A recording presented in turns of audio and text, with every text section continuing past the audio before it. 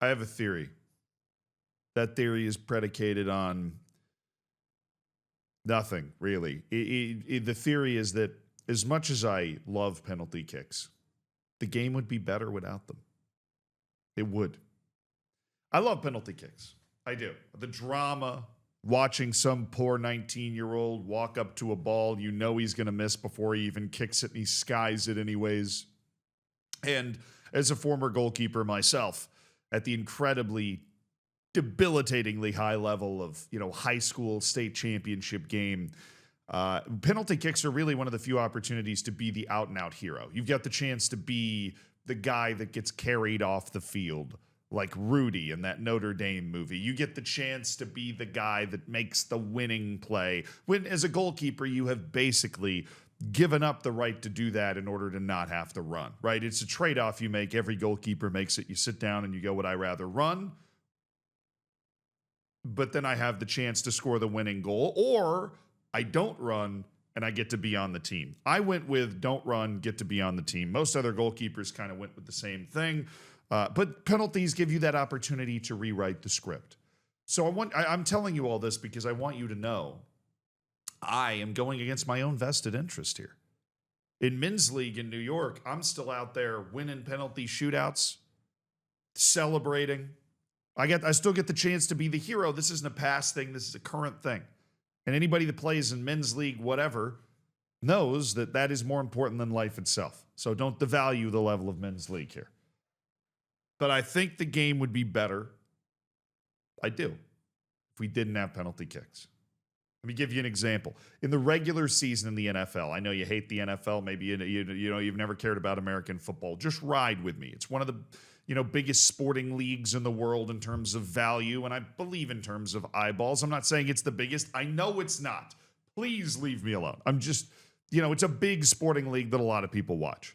In the regular season, right, which would be in a normal league season, there is overtime. There is an extra time, but the overtime is limited to 10 minutes, right? And each team basically gets to have the ball once. After that, depending on the rules of the sport and whatever, it can go past that. But it's a possession-based sport instead of the balls freely moving between. And so each team gets to start with the ball once.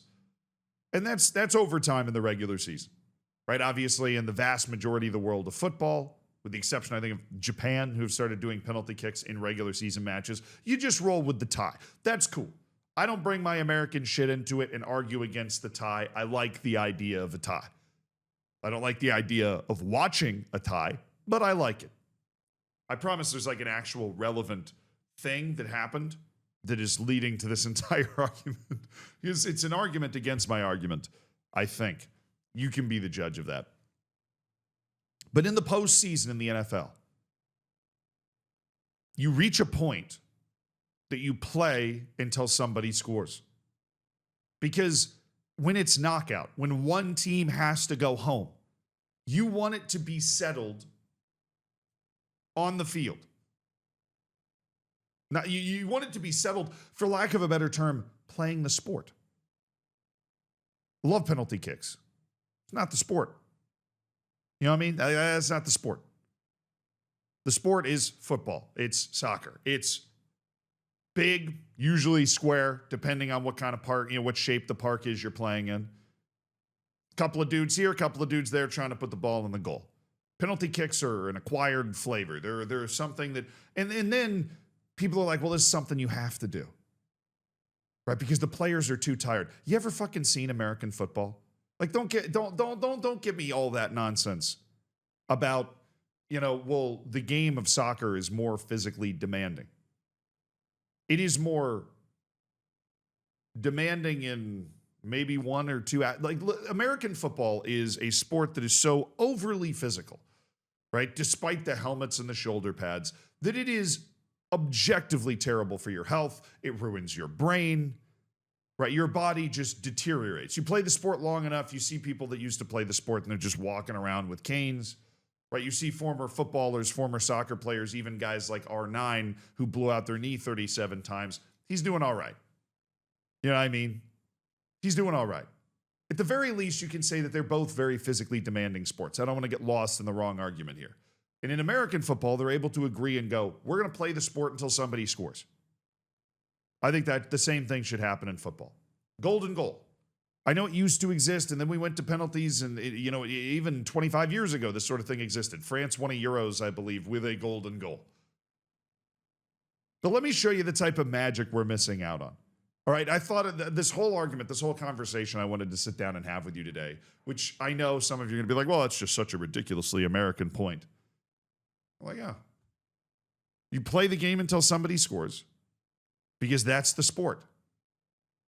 And if we have to knock one team out, somebody's got to fucking score.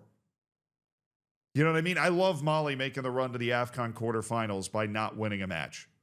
But at a certain point, you probably got to score more goals than the other team. And the way it works right now is you technically don't. Anyways, to the actual thing, right? The magic moments we're missing out on. It's a U15 indoor tournament in Germany. A quarterfinal match between Gladbach and Salzburg went to golden goal. Each minute without a score, both sides remove a player. I'm not a fan of that, but it is fun. And especially when you're talking about an indoor youth tournament, why the hell not? With the game down to a 2v2.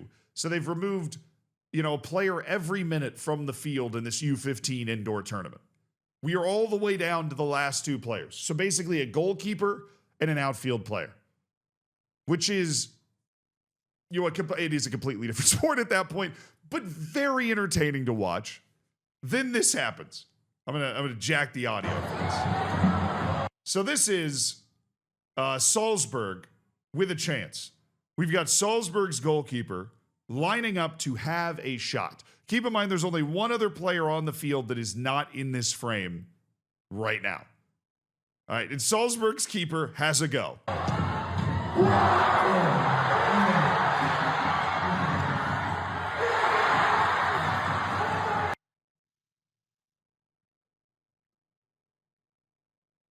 Dog.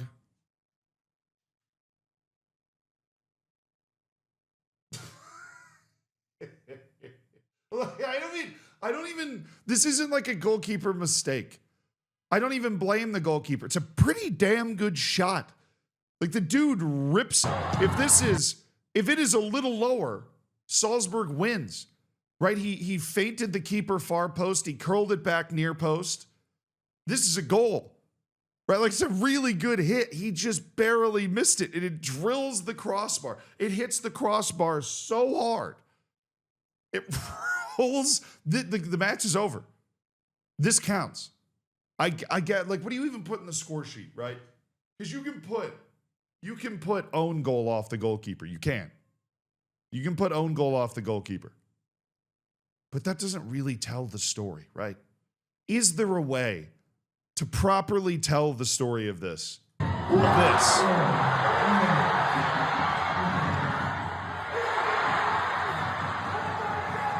Is there a way to tell that story in a box score?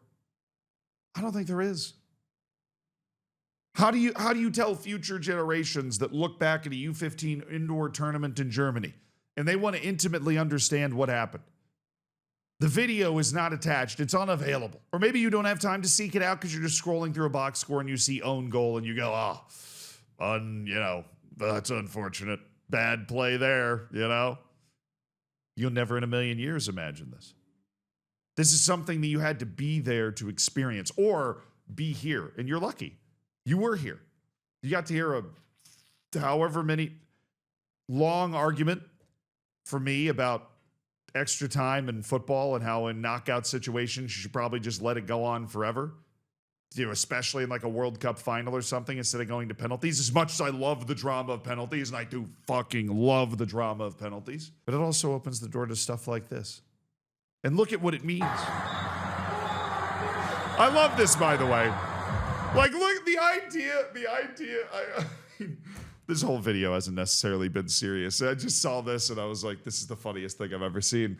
The idea of Gladbach's entire team celebrating like crazy after that goal, I can't even, you got to be laughing.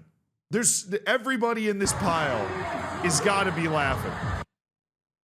You got to be laughing. There's no way you're not. Can you seriously celebrate that? I don't think so.